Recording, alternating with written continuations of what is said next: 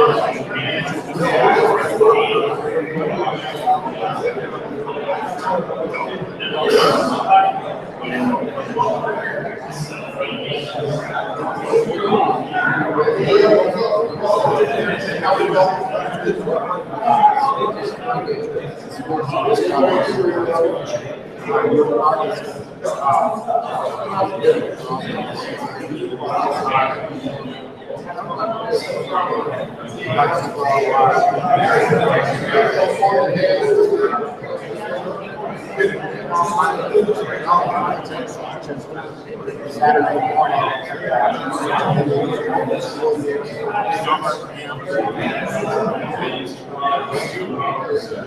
Richard, are you doing the introduction?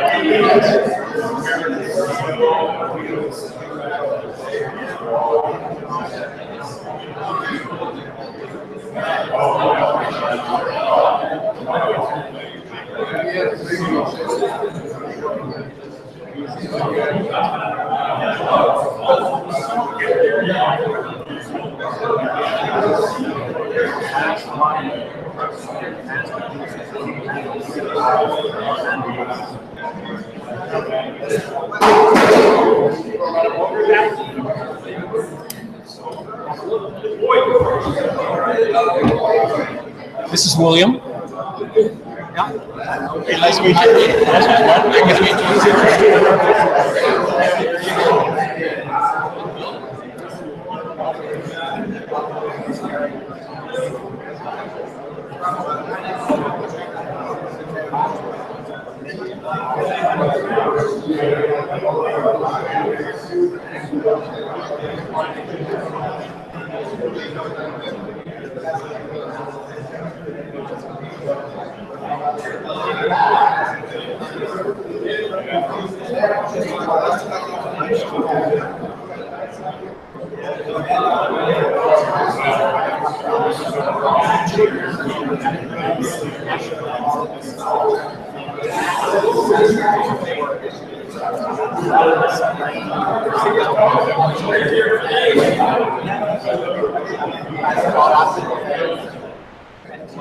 How the world saw his work.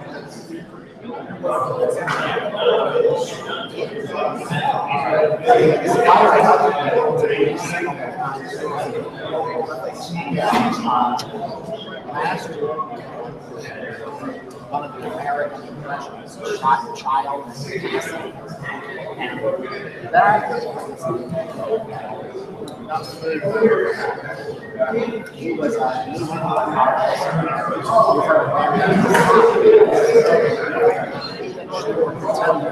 both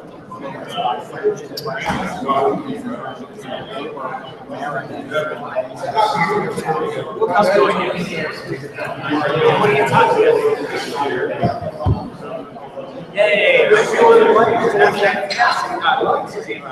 great. They do a great job.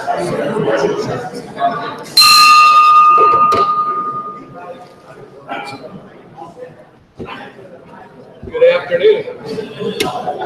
Good afternoon, and welcome to the September 20th meeting of the Rotary Club of North Raleigh. Jason Potts, would you please lead us in the pledge? To the flag of the United States of America, and to the republic for which it stands, one nation, under God, indivisible, with liberty and justice for all. Gene Hirsch, would you please read the invocation for today? Never ask.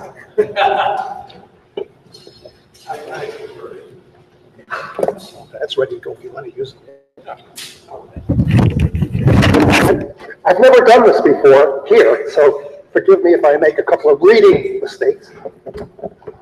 We are about to start a holiday in the Jewish faith called Rosh Hashanah, which translated into English means New Year, and then next week another holiday, which is a Day of Atonement called Yom Kippur. So it's a very special week in the Jewish faith all over the world. And it says on here, in honor of the Jewish high holy days of Rosh Hashanah Yom Kippur, let us lift our eyes up toward the sanctuary of heaven and bless the Lord.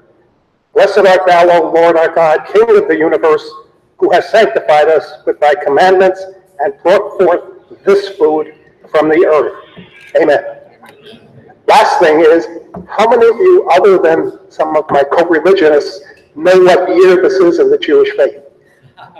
Anybody? Pick a number. We got 1 to 6,000, okay?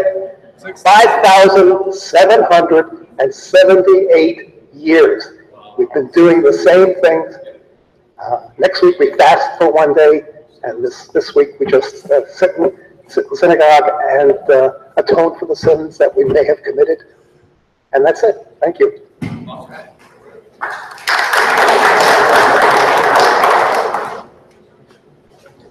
All right, thank you, Gene.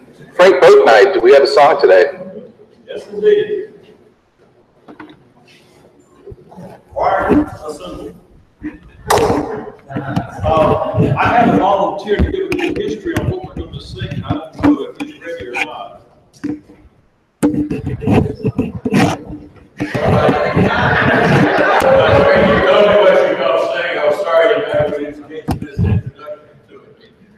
We're going to sing Kate Smith's version of God Bless America. So from many books.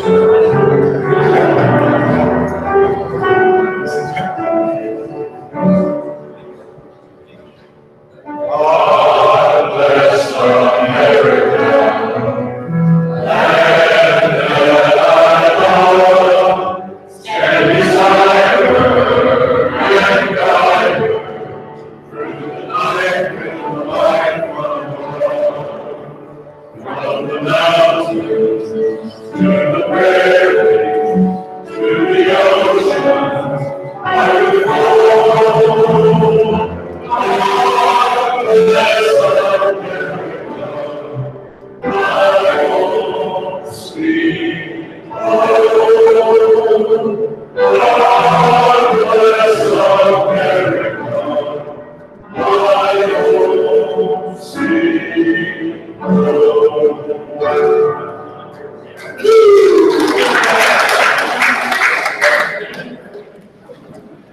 All right, thank you, Frank. Jay Williams, would you please do the introduction of guests? Yes, we have a lot of guests today. We have our friend Durwood and Pleasure House from the Capital City Club. Rick Elliott as a guest. Yes.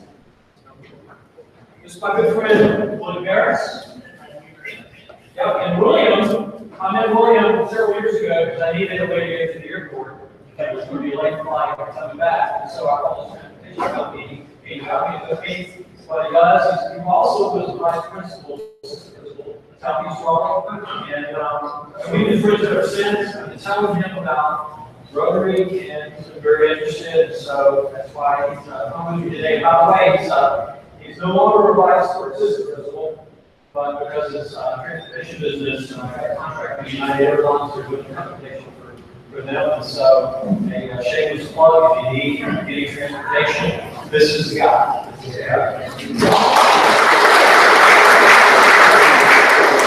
Scott Parkinson, that's very important. I have a guest that I'd like to introduce. I have 3 grandsons. This is my middle grandson, Bodie. He's 7 years old. He attends Franklin Academy, and he likes to play soccer, tennis, and swim. So, there you go. We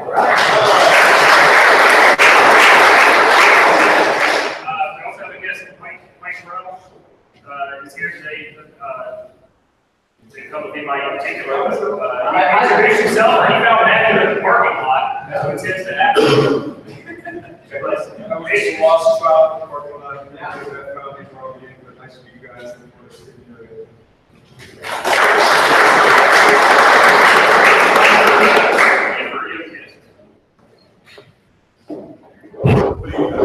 Y'all doing well. We just met last week. He stopped into our clinic and said that we're howdy, and he said we had just moved to the area, and so I invited him to Rotary, and here he is. This is Mike Taylor, and the commercial insurance and Medicare. Thank you. Thank you.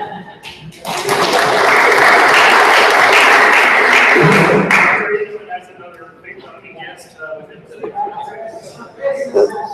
VA student, wait for us, it's a month here, and learning about that.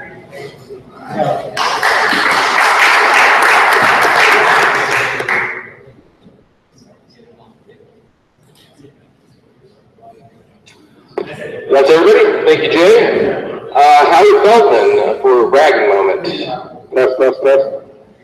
Good afternoon, everybody. Bragging moments are an opportunity to share some money and help raise money for the TC of Bill Parker Fund. We're asking for bread and dollars. And if you have anything that's happened to you in the past week or so that you'd like to share with the Rotary, you're more than welcome to raise some money for you. Matt, the mic's all yours. So this is an IOU, but this is my new friend Mike has a really significant bag. Just found out a few weeks ago that we're having our first child in April. Sorry about that. Congratulations. Right, the mic's on yours. Well, this one is for Greg Brissett, who did not show up today. I don't know why, because his team won. Because of that, I was going to wear a hat, even in honor of that. Can you imagine? That's a much better color on you, Frank. So, here's to Greg Brissett in his absence. I hope he's watching this streaming. And because of that, I'm going to even give him a $5 bill because of that. But I'll give it to the treasurer. Right? So, I want Greg to see this, so we'll get a picture with your nice new hat. All right, thanks, Greg. Gravy moments. I see Greg's got the dollar up, and I'll hand him the money. Come on, take care. Not really, no. I'm just back from my trip. If I'm like scattered, it's check. I can always blame it on that. Next Wednesday I can't, but I got back at 1 a.m. Yesterday. William helped me with transportation to get home safe and sound, and I'm thankful for that. But as usual, I brought gifts from the countries I visited, and for the president at his discretion to do with whatever. I have two of these beautiful handcrafted wine glasses from the Czech Republic. They're very famous for their glassworks, and so I would like to give this as a gift to the club. And then also, I was in Latvia visiting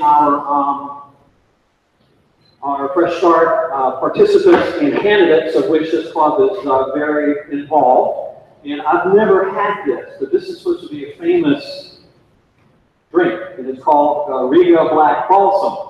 I'll read it here. It says, it's a spirit drink.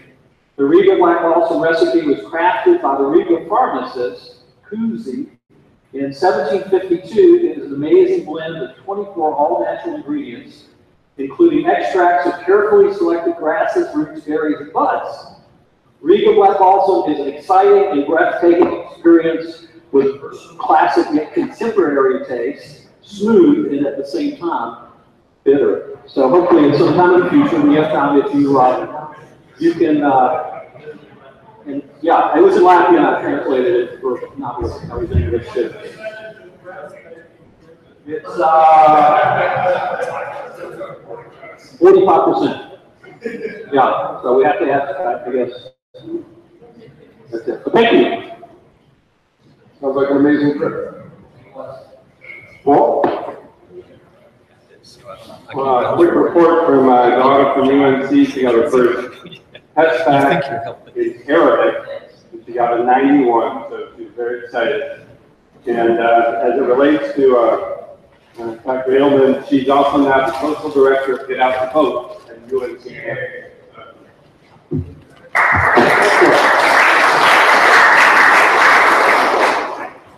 Thank you. Two of my teams won this last week. Conference won, and they're playing Buffalo this week, and they should win there. The University of Colorado is 3-0, but they're going to play one team this week, and then they get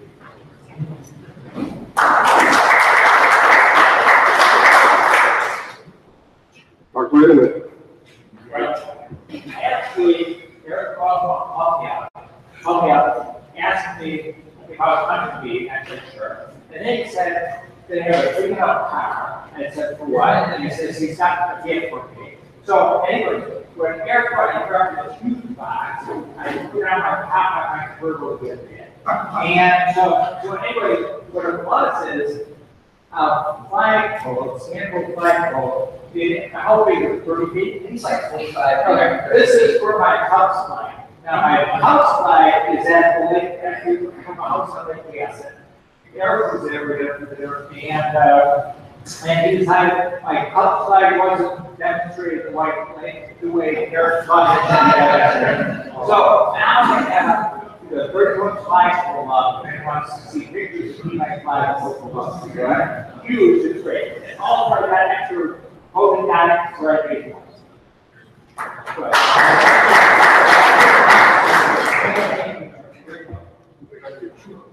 $14 for the PC and Bill Parker Fund. Thank you, everybody. All right, thank you. Well, we've got a couple of pieces of club business, and the first thing that I'd like to do is get back to one of our last remaining past presidents' reflections. You may have forgotten about Scott Tarkenton already, but it was just a few months ago that he was still president, and so we're going to hear about his year and the performance of the club for that period of time.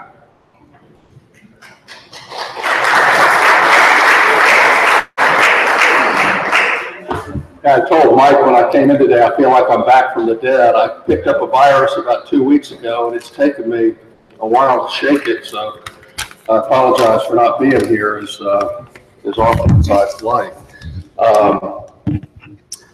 Yeah, this is for our guests. This is our club's 50th anniversary. You can see by the banner in the back of the room that all of our still able past presidents have come up to say a few words about their year as club president to kind of keep the club's history in the forefront on this, our 50th anniversary year. My year as club president, as Mike said, was just the last year, 2016-17. And I kind of laundry listed. It's interesting, when you think about the year, it really goes by in a flash. But when you start sitting down and logging all the things we did during the year, it was really a pretty full year. We started out the year on July 1, and the first thing is we had 4 new members to our board of directors. And all of our members, all of the new members to the board of directors had 3 years or less with our club. When I joined the club, it was a lot of seasoned veterans from the club. Now, the complexion of our board has begun to change. And it's a younger board, and I think that's a good thing for the club because we have to be sustainable, and I think our members are helping us do that, or particularly our younger members. Another significant event that occurred last year was after many years of great service to the club as treasurer, Ed Cody retired from the role as club treasurer last year. And it was an oh my goodness moment for me, because here I was ready to start into the new year, and I didn't have a clue who our club treasurer was going to be. And then Jay Williams said, I'll do it. And the board unanimously said, I do. And Jay took on the role as immediate past president, which I said speaks volumes for Jay. Our club last year added an evening meeting option to help grow new membership in our club. In terms of fundraisers, in the fall of last year, we had the annual Jack Andrews Memorial Golf Tournament. And last year, it happened to be the most successful fundraising year for that particular event. And I might also footnote that while playing during that event, I broke my leg. And now, if you want to hear how somebody breaks their leg when they play golf, I'll tell you on the side, but it's not very glamorous. Service projects. We had Shelley Lake cleanup, roadside cleanup, Miracle League, Guatemalan Literacy Project, Guatemalan Textbook Project, and the Total Life Center Holiday Gift Program. For reasons beyond anybody's expectations, George McGill, his health began to really deteriorate last year, and I chose to recognize George McGill as our Rotarian of the Year for 2016-17 in December of last year, because frankly, I wasn't sure he was going to be with us for the installation banquet, and George passed away in February of last year. And we wrapped up the fall of last year with our annual club holiday party at the Carolina Country Club, and we had a nice addition. The Raleigh Boy Choir performed for us, and I think everybody enjoyed that. Starting out in January, as if we didn't have enough on our plate already, Sertoma Arts Center informed us they were going to be renovating the center, and we had to find another place to meet for 3 months. So with a lot of help from Ken Brown and others, we identified the Greystone Recreation Center over on Leadmine Road. Ended up being an exceptional meeting site, and I think everything went pretty well. It also, in 2017, the club's 50th anniversary celebration commenced with 2 $25,000 grants from our club to worthy endeavors here in Raleigh. The Launch Raleigh project, which was initiated by past District Governor Matthew Kane, and Wake Tech's Bridges to Success program. Both very worthwhile projects, and I tell you, $50,000 on 50th anniversary was a great way to acknowledge their need and also our 50th year as a Rotary Club. Service projects in the spring, we did a service project with Habitat of Humanity, Wake County, and we also did a interfaith food shuttle, mobile food market project in the spring. Socials, guess who's coming to dinner, and the Carolina Mudcats ball game and dinner. For a fundraiser in the spring, we had our 3rd annual casino night.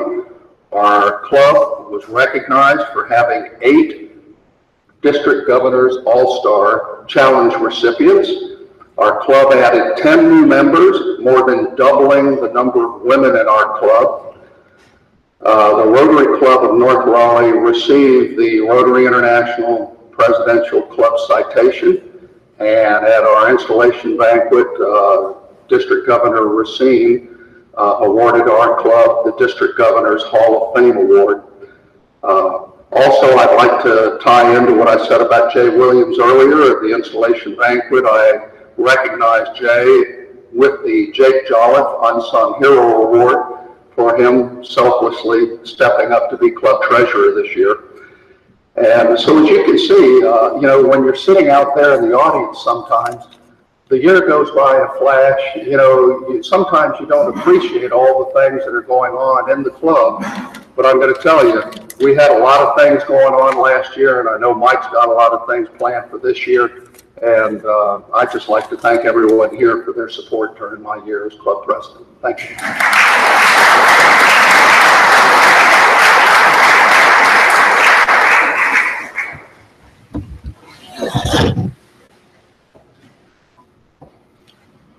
All right, thank you, Scott. We're going to do a couple of quick announcements and then move into our program. Gene, you had an announcement about the rotational meetings. On the 25th of October, which is 5 weeks from today, we will start and finish for the same day our annual rotational meetings. Before I can ask any of you to come to someone's place of business, we need to have, can't hear me? We need to have 5 or possibly 6 hosts who will serve during the time that would be normally having our meeting here at their place of business. And before the day is over, before our lunch is over and we leave, I would like to have 5 of your names, have you volunteer. It will be no money out of your pocket for it because the club will reimburse you for the lunches that you provide. And can I see somebody raise their hand? Okay. October 25th. 5 weeks from today. Richard. Who else? Gene. Okay. Run. Okay. Right here. Paul Stone. Paul Stone's name is up for. All right. Well, that was good. I know that we have a few other announcements. I'm going to save those until the end of the meeting because I want to get our speaker on for today. So without further ado, Richard, would you introduce our speaker?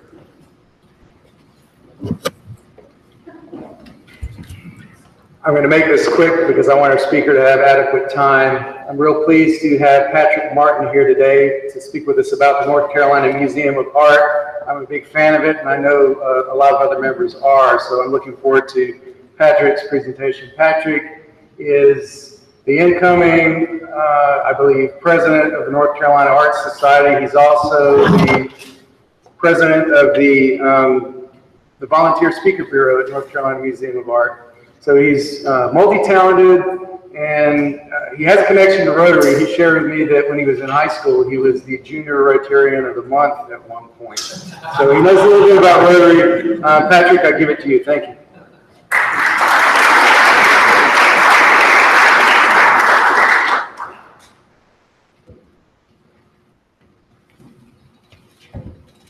Well, thank you all for inviting the North Carolina Museum of Art to your meeting. It is a public museum. You own it. It is part of the state government, and it is a cultural resource of the first order. It's something we can all be very proud of. It is very well respected nationally and internationally, and it's yours. And that's why we have a Speakers Bureau to get out in front of the public and help share the story of the art museum, and to, of course, try to get people to come in the door. And I'm hoping that after this talk today that you'll want to go visit. It has tremendous programs, permanent collection, and traveling exhibits that you'll really want to see. Now, I was told I have about 20 minutes, so I have to share with you that the prepared speech that the museum curators and education department fix up, I could talk for a couple of hours. So if I'm skipping around through through the slides, please forgive me. Otherwise, you're going to have to hear me for 2 hours, not 20 minutes.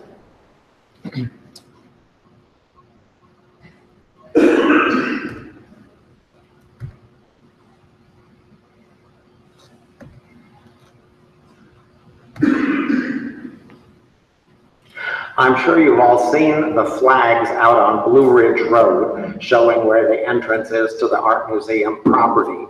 It is 164 acres, one of the very largest art museum campuses in America, and includes not only 2 different museum exhibit buildings, but also a large amphitheater for musical and movie performances, and a large sculpture garden and park. Walks through the woods. The trail that goes through the park connects to that pedestrian bridge that goes over the Mopac and ends up over on the Meredith College campus. And going in the other direction, you can go down Reedy Creek and end up in the park, the state park. I always get, it's Umstead. It's not Bumstead, it's Umstead. Okay.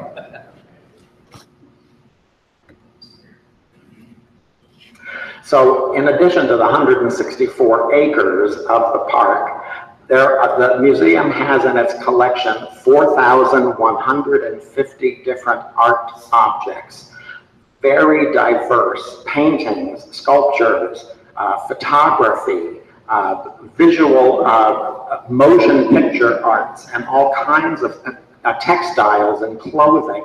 It has a very diverse collection, and that's one of the reasons why it is very well respected, and other museums want to partner with it for exhibits because of the strength of the collection, the strength of the curating staff.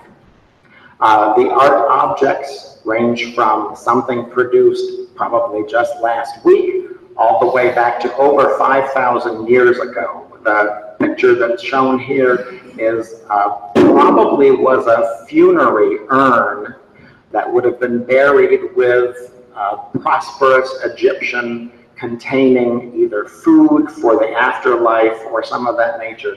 It dates to far older than 5,000 years, but they put down 5,000 so that it wouldn't seem so exaggerated. Nobody really knows the exact date, but it's at least 5,000, probably not more than 6,000 years old. It can't be more than 5,778 years. Oh, that's right. Okay, so it can't be more than 5,578. 5,778 years. We know that it's not any older than that. From the time that the first permanent actual building dedicated to an art museum opened in downtown Raleigh, there have been over 11 million visitors to the museum. The museum has existed in many different forms, and it exists because a group of people very much like yourselves in the early part of the 20th century fought to create and establish a state-supported art museum for the citizens of North Carolina. It all goes back to 1903 when the state appointed a historical commission. It was a new century, and the South was still considered primitive compared to the Northeast, but Southerners felt like, you know, they had a culture too that was worth preserving and promoting. And so many states at that time created, there were movements to create historical commissions, cultural institutions, and the State Historical Commission pulled in people who were interested in history, culture, education from all over the state. And they not only met to research history and document history, but they also talked to each other about other needs that the state had. One of those needs was for an art collection, an art museum to help lift up the public. You know, we were a poor, mostly agricultural state, and venues like that didn't really exist much in the South. But the group of people that got together for the Historical Commission over the years decided that there needed to be a state art society. So in 1923, they were chartered by the state of North Carolina as a nonprofit organization. And then they really went to town lobbying at the legislature for funds and for, you know, to acquire works of art. Where could we put the works of art? They found one benefactor, a man named Thomas Pfeiffer, who was from Concord. He had been like one of 5 children, very smart, but couldn't focus. He was always getting into trouble. He became a very successful businessman in the cotton industry. Never finished Davidson College, but became very wealthy. Moved to New York City, had a booming business there, got into stocks and that kind of thing. And as he approached, you know, his retirement years, he thought he had been collecting works of art and had amassed quite a collection of old masters and contemporary artists from the early 19th century. And he gave it to the State Art Society along with a bequeath of money. And it was at least $1 million, which in, you know, modern terms would probably be $50 million compared to 1923. The art collection then became owned by the state. The state first, well, the state didn't have a space for it. It was first exhibited in the halls of the agriculture building. They just put up every painting they possibly could down the hallways of the agriculture building. And when it outgrew that, they decided to move it to the judiciary building. So then it lined the halls of the Supreme Court building and the appellate courts. And of course, the Depression and World War II were slowed down everything that wasn't a necessity for like stimulating industry and winning the war. But even with that going on, the state, the governor appointed a commission to look into the creation of a state art museum in 1943. And a gentleman who got involved in this was a Greensboro lawyer who had been an international lawyer and gone off to Paris. His name was Robert Humber. And he himself collected art and you know, enjoyed the arts. And so he took this assignment very seriously to establish an art museum, a brick and mortar art museum, but also to expand the state-owned art collection. by being in New York City, he heard about the efforts of one man named Samuel Kress, as in the Kress Five and Dimes. Who here has seen Kress Five and Dimes in the state of North Carolina? He was the Sam Walton of his day. He would have been, in today's terms, he would have been a billionaire. And he was single, he was collecting art, he was making connections with art dealers, not only in the United States, but in Italy. During the Depression and during the wars, the massive, who here watched Downton Abbey? Okay, do you remember the scenes where the big estates are going on the auction block in the late teens and 20s after World War I? That was happening in Italy too, and in other countries. And the Rockefellers, the Mellon family in banking, many of those families were buying up the works of art and artifacts that were owned by not just people, but institutions like big churches in Europe. And Samuel Kress had links to art dealers that were supplying him with major works of medieval, Renaissance, Baroque art from especially Italy. He amassed a big collection. Robert Humber knew of this. He too was aging and wanted to give this away, and he wanted to give it away to the southern and western state communities where he had built his Kress stores and where he had made his fortune. It was people in Durham, Raleigh, Birmingham, New Orleans, El Paso, Seattle, places like that, where he had established his stores because Woolworth and Grant from the Midwest and the Northeast didn't really expand out to the South and the West. He had made a fortune, and he gave it all away. His largest bequeath was to the National Gallery of Art that was being formed during the Depression and World War II, and got its biggest bequeath was from Andrew Mellon out of Pittsburgh banking fortunes.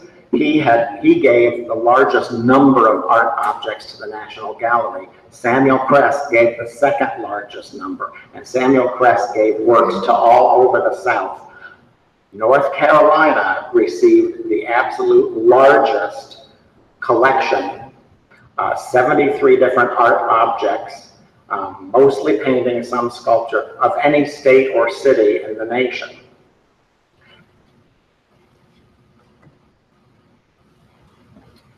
So, the state legislature appropriated $1 million, but with the stipulation that it had to be matched by another donor. Humber was working all the deals in the behind the scenes. Samuel Kress didn't want to just give away his art without some commitment on the parts of the cities and states where he wanted to, give it away if they didn't want to pony up and participate too. So both sides required that there had to be a match of the $1 million. Kress wanted to give $1 million plus in actual art, not in cash. So Humber had to go back to the state legislature and get them to change the law to say they would appropriate the $1 million for purchases as long as it was matched by $1 million in value of artworks. So that's when we actually got established with an art museum. The first building was the old highway building down on Morgan Street, a block from the Capitol. You may have seen Museum of Art chiseled into the lintel above the doorway, 1 block to the east of the Capitol Square downtown. And that functioned as our art museum for 17 years. It was in the late 70s, people realized we were really a world-class city, a world-class state, and had a world-class collection, we should be doing more. We should have a standalone art museum. But like everything else, nothing ever happens just like what you read in the paper. There's always a lot going on behind the scenes. People were struggling over, you know, the Western cities were like, well, why does Raleigh get everything, you know? Why should the art museum be in Raleigh? And the people down east, same way. Well, we don't want it to go out west. We need to, anyway, there was struggles for years trying to figure out where to put a state art museum. It finally did end up in Raleigh, over on Blue Ridge Road. The state gave property that was a former Civil War, Spanish-American War, World War I, World War II Army training grounds. That's what that property had been. It was also the juvenile detention facility for 3 or 4 decades. But as the detention facility was aging out and wasn't going to be workable anymore, the state gave that land, and we built our first freestanding purpose-built art museum. The architect for this was no slouch, although I'm blanking out on his name right now. Well, it'll come to me. He was the architect for the General Motors office tower next to FAO Schwartz Toys on 5th Avenue in downtown Manhattan, 55 stories, very modern. He was a contemporary of all the other architects of his day, Mies van der Rohe, and he was also within the sphere of influence of Frank Lloyd Wright. He also had been retained to build the state legislature building. The state legislature building, which opened up in 60 or 61. And do you know, can you think of any other building that our state legislature building looks like? It is the precursor for the Kennedy Performing Arts Center on the banks of the Potomac in Washington, D.C. That same architect, and I'm so embarrassed I can't remember, but yes. No, he's the one who did the 2010 building. Edward Durrell Stone, thank you so much.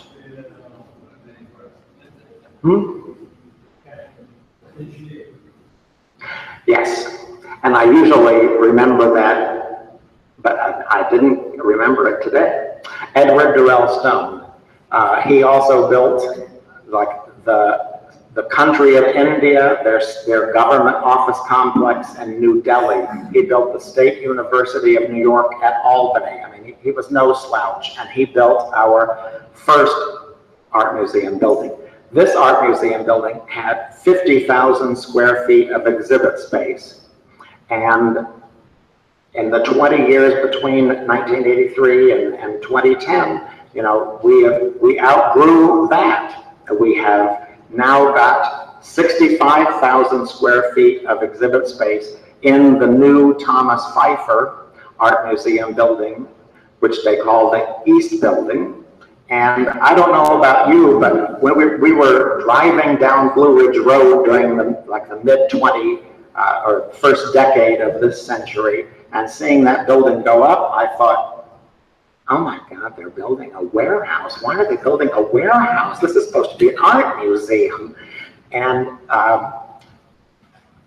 even when they opened it up and put the landscaping around it, I thought, oh God, who made this decision? When you walk inside that building, it'll knock your socks off. It is all light. It is light. There are translucent bubbles in the ceiling to let light come down from above. There are 3 courtyards of glass panels that are windows that just allow light into the building, and it's all filtering out UV light. It is protecting the artworks that we own, but it is considered one of the most beautiful art museum buildings in the world today. So it was a great thing. And are we running out of time? Yeah, we're out of time. If you have a few minutes to take some questions after, then please stay around. Sure. Great.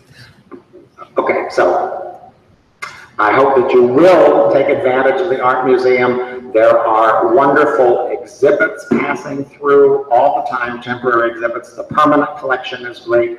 There are art classes, there are art lectures, there are guided tours, there are activities for children, there's summer camps, there's Saturday morning activities to get hands-on. And we are very, very lucky to have this facility right here in Raleigh. Please come.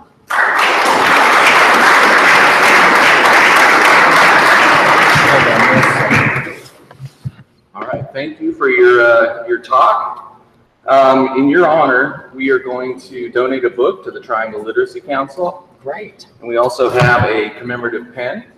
Oh, well, thank you For very your much. time with us. And the last task I'd like you to do is to draw a raffle ticket and read the last 3 numbers.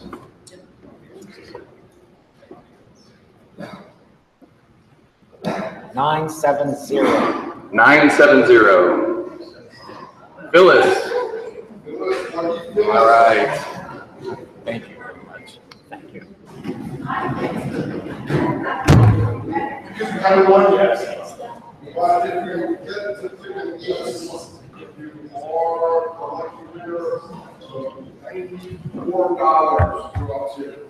Big pot here, put the card in the card. Is 3. Thanks, Phyllis. Okay, we are running a little bit short on time. There are some more announcements that we were going to put out, but they're going to go out in an email, so make sure you check your email this afternoon. Please stay for a little while afterwards and help clean up. And with that, Scott Tarkenton, would you lead us in the 4-way test? 4-way test, things I ever do. First Is it the truth? Is it fair to all concerned? Will be beneficial to all served.